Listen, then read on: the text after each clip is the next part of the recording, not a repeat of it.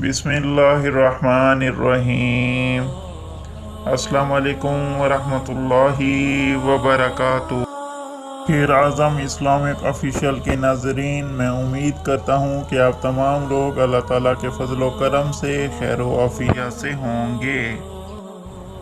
ताक रातों में नफ्स को फर्माबरदार बनाने का अमल। जिस शख्स का दिल गुनाहों की तरफ माइल हो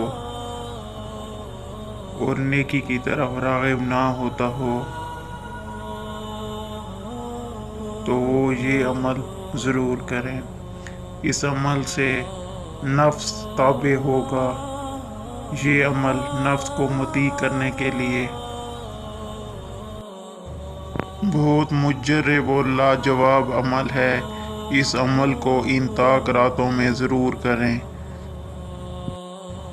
इशा की नमाज पढ़ने के बाद तरावी वगैरह से फारिग होकर 2 रकात नमाज नफल तौबा और 2 रकात नमाज नफल हजात पढ़ें और इसके बाद सीने पर दिल वाली जगह पर हाथ रखें और हाथ रखने के बाद अव्वल आखिर 11 बार दरूद इब्राहिमी पढ़ें।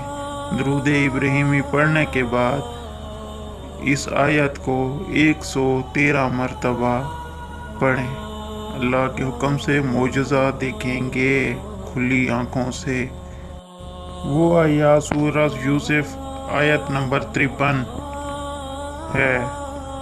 इसको पढ़ें, अपने सीने पर फूंक मार दें। इसके बाद शहादत की उंगली से लफ्ज़ अल्लाह लिखें और तसव्वुर करें कि ये लफ्ज़ आपके दिल पर नक्श हो गया है। हर ताक रात में इस अमल को इसी तरतीब से करें।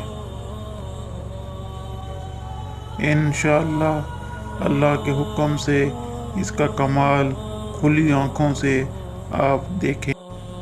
नाज़रीन, वो आयत ये हैं सूरह यूसुफ आयत नंबर 53।